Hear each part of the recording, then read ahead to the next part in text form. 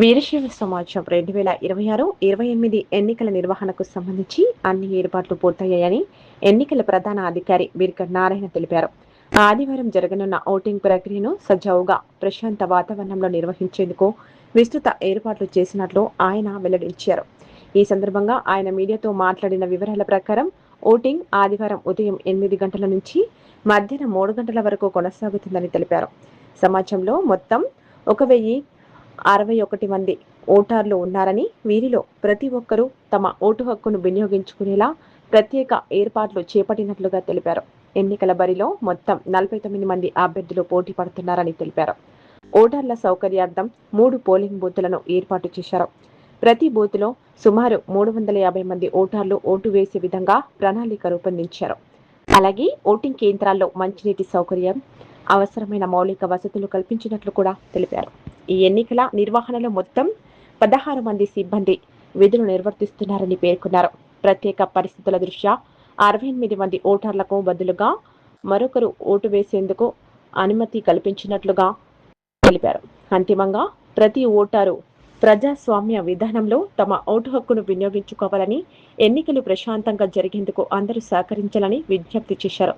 ఈ కార్యక్రమంలో ఎన్నికల సిబ్బంది కోడ్లి సతోష్ కుమార్, కొత్తపల్లి ప్రకాష్, గాజుల సిద్ధరమేశ్వర్, సంగమేష్ తదితరులు పాల్గొన్నారు. వీరశైవ సమాజం తాండు ఎన్నికలు 2026-28 గాను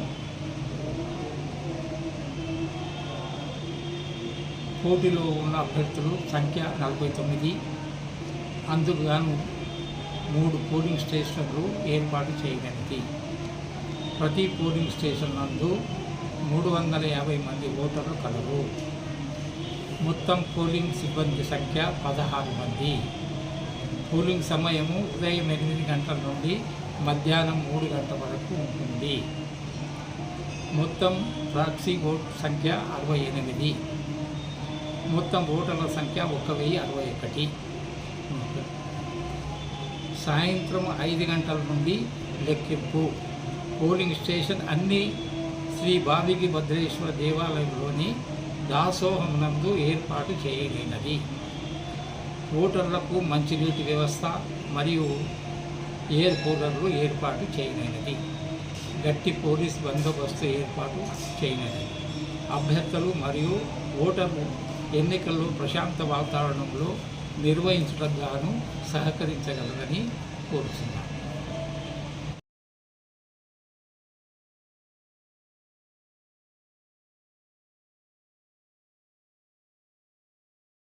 ఛానల్ ని సబ్స్క్రైబ్ చేయండి.